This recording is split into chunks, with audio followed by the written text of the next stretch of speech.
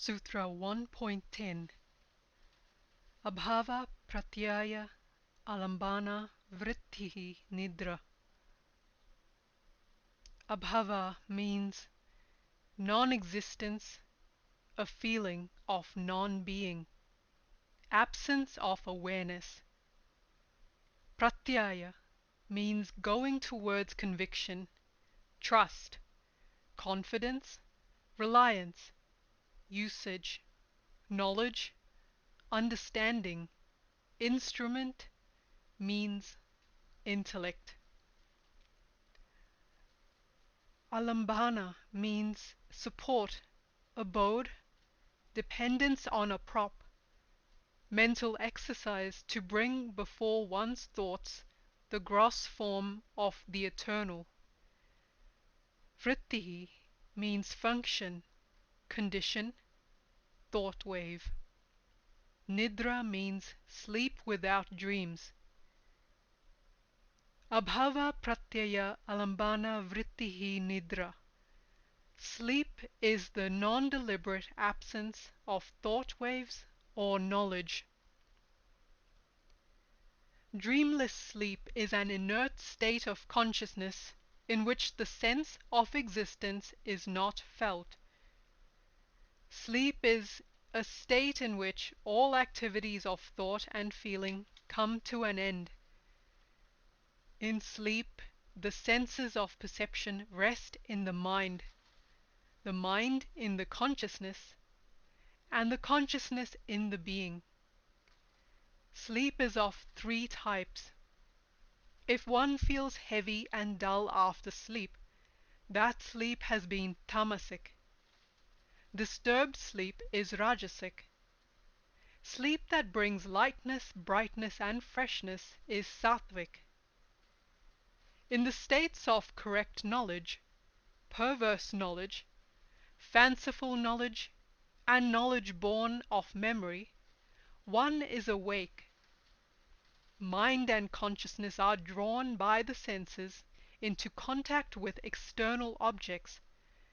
Thus one gains knowledge.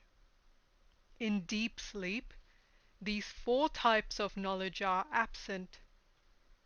The senses of perception cease to function because their king, the mind, is at rest. This abhava, a state of void, a feeling of emptiness. The sadhaka, having experienced this negative state of void in sleep, tries to transform it into a positive state of mind while awake. Then he experiences that pure state in which the self is free from the knowledge of things seen, heard, acquired or felt through the senses and the mind. When he has learned to silence all the modulations of mind and consciousness, then he has reached Kaivalya. He has sublimated the vrittis and become a master. His chitta is submerged in the soul.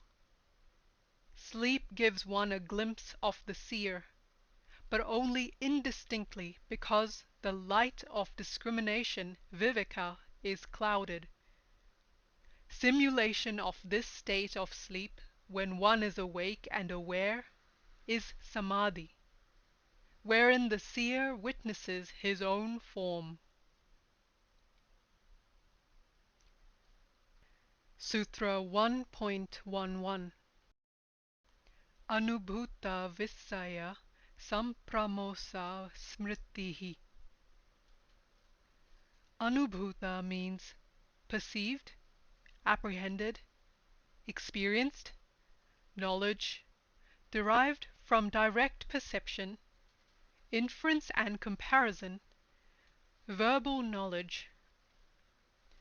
Vissaya means an object, a sense of object, an affair, a transaction. Asampramosa means not allowing to slip away, without stealing from anything else. Smriti means memory of a thing experienced, recollection of words or experiences. Anubhuta Vissaya Sama Pramosa Smritihi. Memory is the unmodified recollection of words and experiences. Memory is the collection of the modulations and impressions of correct knowledge, perverse knowledge, illusory knowledge, and sleep. As perception changes, memory too may alter, but correctly used, it enables us to recall experiences in their true, pristine state. This ability is the foundation of the practice of discrimination. The 5 properties of consciousness can be equated with the 5 fluctuations of consciousness: dullness with nidra, negligence with viparya, agitation with vikalpa, one-pointedness with smriti, and restraint or control with pramana. Sutra 1.12. Abhyasa vairagyabhyam tanirodha. Abhyasa means repeated practice. Vairagyabhyam means freedom from desires, detachment, renunciation. Tanirodha means their restraint. Abhyasa vairagyabhyam tanirodha. Practice and detachment are the means to still the movements of consciousness. The fluctuations of consciousness, painful or non-painful, described in 1.5 and 1.6, are to be controlled through repeated yogic practice. Mental strength must also be developed to attain detachment and freedom from desires. Study of the consciousness and stilling it is practice, or abhyasa. Elsewhere, in 11.28, Patanjali has used another word, anusthana.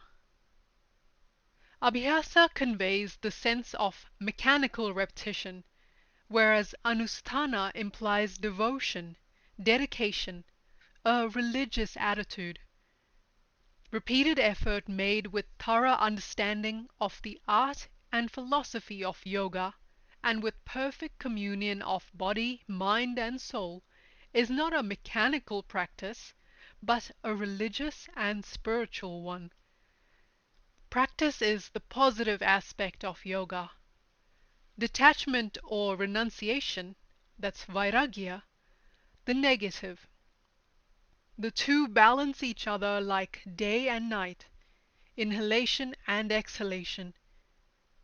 Practice is the path of evolution. Detachment and renunciation, the path of involution. Practice is involved in all the 8 limbs of yoga. Evolutionary practice is the onward march towards discovery of the self, involving yama, niyama, asana, and pranayama. The involuntary path of renunciation involves pratyahara, dharana, dhyana, and samadhi. This inward journey detaches the consciousness from external objects. Patanjali's practice represents the ha, or sun aspect, and renunciation the ta, or moon aspect of Hatha Yoga. In Hatha Yoga, ha represents the life force and ta the consciousness. Ha also represents the very being, the seer, while ta is the reflected light of the seer, representing chitta. Through Hatha Yoga, these two forces are blended and then merged in the seer. To be adept in yoga, yama and niyama must be observed carefully throughout the yogic sadhana. This is abhyasa, the discarding of ideas and actions which obstruct progress in sadhana is vairagya.